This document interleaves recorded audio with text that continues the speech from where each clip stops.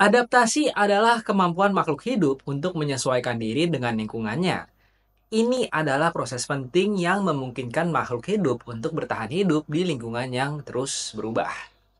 Dan adaptasi itu nggak hanya berlaku untuk makhluk hidup, tapi juga di berbagai entitas. Salah satunya adalah brand.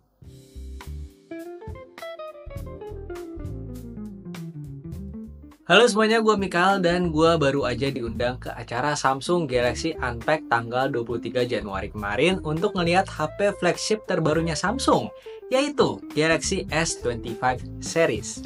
Di awal video tadi gue ngomongin soal adaptasi, dan gue rasa itulah yang dilakukan Samsung di S25 seriesnya ini. Bahkan sebenarnya mungkin ini adalah salah satu kekuatan terbesar Samsung, yaitu beradaptasi. Kalau kalian tahu sejarahnya, Samsung dulunya itu bukan perusahaan elektronik, melainkan perusahaan yang mengekspor barang-barang seperti ikan kering, mie, dan sayuran ke Manchuria dan Beijing. Lalu, seiring berjalannya waktu, Samsung membangun pabrik elektronik dan fast forward sekarang bikin HP hingga S25 series ini. Dan kemampuan adaptasinya ini masih diterapkan Samsung, khususnya di bidang AI-nya. Samsung pertama kali mendeklarasikan Galaxy AI di tahun 2024 dengan S24 seriesnya. Dan sejak saat itu, Samsung benar-benar berfokus di pengembangan AI di HP-nya. Ini bisa kita lihat dari banyaknya fitur-fitur AI yang ada di Samsung. Dan fitur AI-nya ini adalah salah satu yang paling ekstensif di kelasnya. Enggak hanya di fitur AI-nya, tapi juga di One UI-nya. Di One UI 7 yang langsung ada out of the box di S25 series ini, Samsung melakukan nggak hanya perubahan-perubahan desain, tapi juga perubahan pengalaman penggunaan yang bikin experience-nya saat menggunakan HP ini terasa lebih nyaman lagi. Seperti contohnya search bar yang di One UI 7 sekarang ada di bawah. Lalu adanya Now Bar dan Now Brief yang juga lokasinya di bawah. Jadi lebih mudah dijangkau oleh jari kita, dan juga adanya senjata rahasia Samsung yang mungkin bisa jadi fitur pamungkas yang nggak ada di HP lain. Ntar gue ceritain. Adaptasi lainnya adalah di bidang hardware-nya. Kalau dulu di S24 series yang versi biasa dan versi plusnya pakai Exynos, sekarang di S25 series, semua versinya pakai Snapdragon 8 Elite. Dengan RAM semuanya di 12GB, jadi nggak ada lagi tuh RAM 8GB. Ini adalah bentuk adaptasi lainnya dari Samsung yang katanya mendengarkan masukan dari penggunanya. Kemudian di S25 Ultra ada peningkatan kamera, khususnya di kamera ultrawide-nya. Yang kalau dulu di S24 Ultra itu, dia pakai kamera ultrawide 12 megapiksel. Sekarang di S25 Ultra, dia pakai kamera ultrawide 50 megapiksel dengan f1.9. Nah, ini bisa bikin foto malam jadi lebih bagus. Soalnya bukanya besar, jadi bisa menyerap lebih banyak cahaya. Dan juga di S25 series, kamera ultrawide-nya bisa pakai flash. Jadi bisa foto ala-ala Gen Z yang selfie pakai kamera belakang dengan flash. Dan buat kamu yang power user dan suka bikin video pakai HP aja, kayak gua, S25 Ultra juga udah bisa merekam dengan format log hingga resolusi 8K. Format log ini memungkinkan kita merekam lebih banyak data warna, jadi bisa diedit lagi di post processing-nya. Kegunaannya ini lebih untuk para creator yang suka bermain-main lebih jauh lagi dengan warna. Jadi bisa dibikin lebih dramatis, sinematis, dan sebagainya. Dari desainnya pun, lagi-lagi Samsung beradaptasi dengan memberikan lengkungan di sudut-sudut layarnya biar lebih nyaman digunakan di tangan. Ini berasa banget bedanya kalau kamu pakai HP dalam jangka waktu yang cukup lama.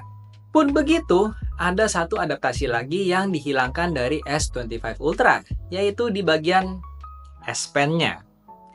Kalau dulu di S Pen itu ada fungsi Bluetooth-nya, sekarang di S25 Ultra itu nggak ada lagi fungsi Bluetooth-nya. Jadi nggak bisa dijadikan remote lagi. Dengar-dengar dari Samsung, ini adalah keputusan yang diambil berdasarkan hasil riset bahwa tidak banyak orang yang menggunakan fitur tersebut.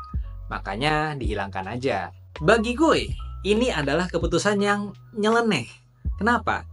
Karena setahu gue dan sepengalaman gue, S Ultra ini tuh masih mengusung DNA dari Note series yang memang diciptakan untuk power user. Contohnya aja fitur perekaman 8K Lock 10-bit HDR. Ini adalah fitur yang digunakan oleh power user. Untuk user awam, gue cukup yakin sih nggak pakai fitur ini. Nah, karena S Ultra series diciptakan untuk power user yang notabene-nya lebih tahu cara memaksimalkan fungsi yang ada di HP-nya. Lalu, kenapa fungsi remote yang ada di S Pen yang sebenarnya ya bahkan bisa digunakan oleh user awam itu malah dihilangkan? Jadi, kalian paham ya kontradiksinya?